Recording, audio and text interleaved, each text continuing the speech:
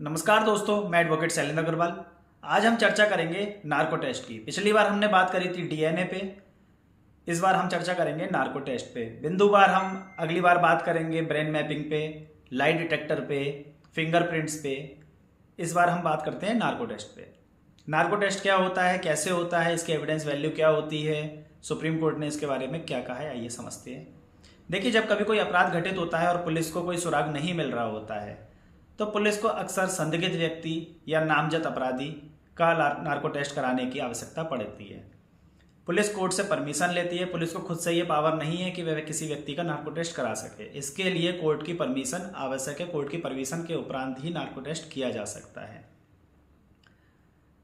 किसी व्यक्ति के ऊपर तकनीकी परीक्षण करना भी अपने आप में मौलिक अधिकारों का उल्लंघन है, लेकिन जहां सच की खोज करनी हो, अपराधी व्यक्ति को ढूंढना हो, तो ऐसे में नार्को टेस्ट कराया जा सकता है।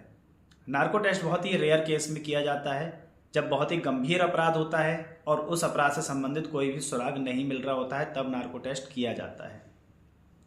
नार्को टेस्ट करने के लिए मुख्यतः दो प्रकार के रसायनों का प्रयोग किया जाता है, सोडियम पेंटो, सोडियम एमाइटल। सोडियम एमाइटल का 3 ग्राम हम लेकर 3000 मिलीलीटर पानी में मिलाते हैं। उसका मिक्सर बनाने के उपरांत एक व्यक्ति के शरीर में उसको इंजेक्ट किया जाता है। इंजेक्ट होने के बाद व्यक्ति हिप्नोटाइज हो जाता है, कृत्रिम नींद में चला जाता है। नींद में जाने के बाद वह आत्म नियंत्रण की शक्ति से वंचित हो जाता है, सोचने समझने की शक्ति से वंचित हो जाता है, कल्पनाओं करने से वंचित हो जाता है। वह कल्पना भी नहीं कर सकता है, कुछ भी झूठ नहीं बोल सकता है, उसका खुद से आत्मनियंत्रण नहीं होता है। किसी व्यक्ति को झूठ बोलने के लिए भी पहले कल्पना करनी होती है, फिर वह झूठ बोलता है। पहले उसके दिमाग में एक पिक्चर बन जाती है, उसी के अकॉर्डिंग व्यक्ति झूठ बोलता है।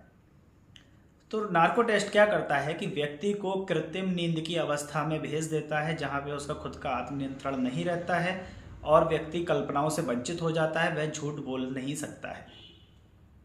ऐसे में व्यक्ति से जब वह नींद की अवस्था में चला जाता है, उससे पहले सरल प्रश्न पूछे जाते हैं, जैसे आपका क्या नाम है, आप क्या करते हैं। उसके बाद उससे निगेटिव प्रश्न पूछे जाते हैं। अगर जैसे वह डॉक्टर है तो उससे कहा जाएगा क्या आप वकील हैं, वो कहेगा नहीं मैं डॉक्टर हूँ। तो पहले निगेटिव प्रश्न पूछे जाते हैं, उससे पहले सरल प्रश्न, फिर विशिष्ट प्रश्न, तब जाके मुद्दे की बात की जाती है, अपराध की विषय वस्तु की बात उससे की जाती है। इस तरीके से नार्को टेस्ट में पुलिस को सुराग हाथ लगता है।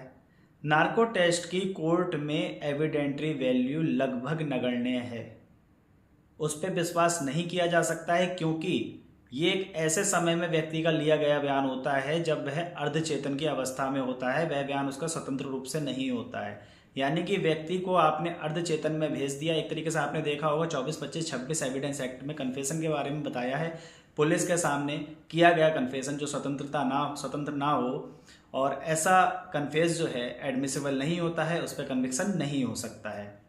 इसी प्रकार से एक ऐसे व्यक्ति का बयान जो खुद होश में नहीं है, उसे नहीं पता कि वह क्या बोल रहा है, और आप उसको नींद में, कृत्रिम नींद में उसकी बिना मर्जी के भेज देते हैं, उसके बाद उससे जवाब लेते हैं, उस पर तकनीकी परीक्षण करते हैं, उसके बाद उससे जवाब प्राप्त करते हैं, तो ऐसे में नार्को टेस्ट नगण्य के बराबर होता है उसका एविडेंस वैल्यू। कोर्ट में ऐसे पे रिलाई नहीं किया जा सकता है। लेकिन हाँ, नार्को टेस्ट के आधार पे पुलिस को बहुत उपलब्धि प्राप्त हो जाती है।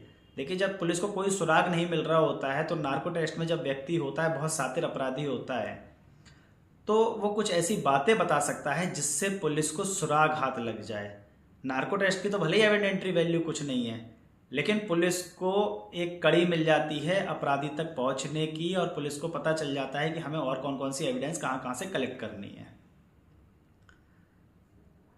अभय सिंह बनाम राजस्थान राज्य में सुप्रीम कोर्ट ने कहा है कि अभियोजन की मदद करने के लिए न्यायालय को हर संभव सहायक कदम उठाने चाहिए। इसका मतलब क्या है? जब अभियोजन को या पुलिसकर्मी को डीएनए टेस्ट कराना हो, ब्रेन मैपिंग टेस्ट कराना हो, फिंगरप्रिंट कराना हो, वॉइस रिकॉर्डिंग कराना हो, फुटप्रिंट लेना हो, थंब लेना हो, हैंड राइटिंग लेना हो, तो ऐसे में न्यायालय को सहायक रूप में काम करना चाहिए, उसको अभियोजन को आदेश दे देना चाहिए। एक 3 जजेस का बेंच का निर्णय था Selvi versus Karnataka. Supreme court का ये निर्णय था। उसमें कहा है कि नार्को टेस्ट कराने से पहले अभियुक्त या संदिग्ध व्यक्ति की परमिशन ले लेनी चाहिए। यदि ऐसे अभियुक्त या संदिग्ध व्यक्ति की परमिशन नहीं ली गई है और बिना परमिशन के उसके ऊपर नार्को टेस्ट किया गया है तो यह मौलिक अधिकारों का उल्लंघन होगा। ऐसा नार्को टेस्ट इनवैलिड होगा। इस वीडियो में हमने नार्को टेस्ट समझा है, अगली बार हम ब्रेन मैपिंग को समझेंगे। चलते हैं, फिर मिलेंगे एक नई वीडियो के साथ। तब तक के लिए नमस्कार।